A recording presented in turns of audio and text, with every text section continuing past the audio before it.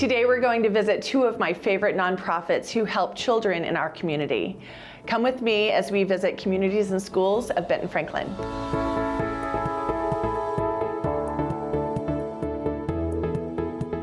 I'm here with Lupe, the Executive Director of Communities and Schools of Benton Franklin.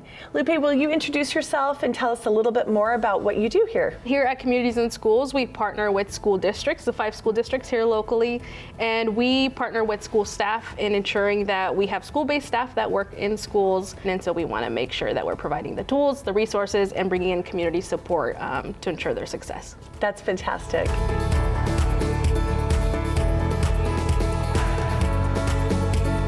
I'm here with Jolie Neifelt. She is the Development Director for Communities and Schools of Benton Franklin. It seems like there's some great ways for the community to be involved. We have a school-based mentorship program as well as an alumni impact network that allows folks to work directly with students and young adults in the community to fill that mentorship role and kind of help them build their own interpersonal and networking skills. It sounds like mentoring is a great opportunity for people and also giving back financially, of course, to support your organization. I love the idea of mentoring. That sounds wonderful to be able to impact somebody's life in that way. What would you say is one of your biggest successes here at Communities and Schools? One of our Kennewick student support coordinators was recently able to assist a family with securing housing.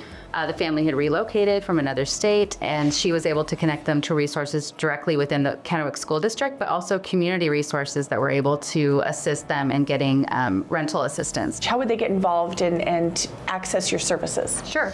So our student support coordinators, their support is available to anybody who is seeking that support. Anybody can walk through the door of the office of one of our student support coordinators and access that help. And there's Resolution Read is a program that you're working with the Children's Reading Foundation of the Mid-Columbia. Is that correct? Yeah. So we have a long-standing partnership with the Children's Reading Foundation of the Mid-Columbia.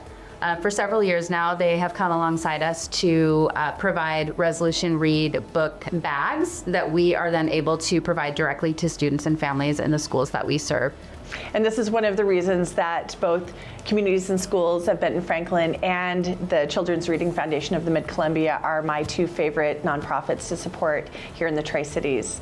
So we are actually going to go visit with them next. So thank you so much for your time. I really appreciate it. Yes, thank you so much. Now I'm here at the Children's Reading Foundation of the Mid-Columbia, and Leanne Lurs-Purcell is going to join me. Hi, Leanne. Hi, Krista. Would you introduce yourself and let us know a little bit about what you do here? Sure. My name's Leanne Lurs-Purcell. I'm the Executive Director here at the Children's Reading Foundation of the Mid-Columbia. Our mission is to ensure that children are reading at grade level. We want them reading early and well to be able to reach their full potential in school and in life. What can you tell us more about how people can be involved? We have opportunities, volunteer opportunities through one program called Team Read, where we pair up an adult with a child and they read together and learn reading skills in elementary schools. Some other programs that we have is a program called Ready for Kindergarten, which is a program for parents to learn how to be their child's first and most influential teacher. If somebody who's watching wants to be able to support what you do, which is so vital, how would they do that? So the biggest thing that we ask from our community members is to be an advocate for reading 20 minutes a day to those around you, whether it's your own child, a neighbor, a grandchild, a niece or nephew, and that's the most important message that we try to get out to all the families and community. What would be another way that they could help support you? Well, we are a nonprofit, so we are always looking for donations. And we take those donations and we turn them right back into our books. You partner with multiple organizations in order to get these books in the hands of young people. So tell me, what organizations do you partner with and how does that work?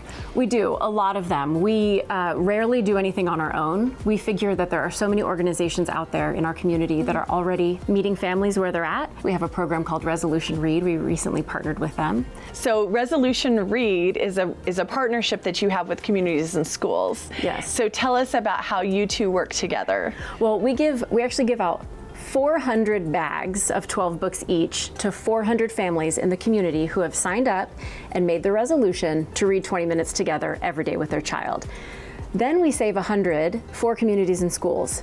We know that rural areas, specifically like Findlay, don't have access to quality literature. Communities and Schools identifies the families and gives the books to them directly. Leanne, it was a pleasure to meet with you today, and I could just sit here and talk about books and reading with you all day long. Thank you so much. Thanks, Krista. It's the best job ever. I bet. Thank you for joining me today while I highlighted 2 of my favorite nonprofits. I'm Krista Hopkins, your host of American Dream Television.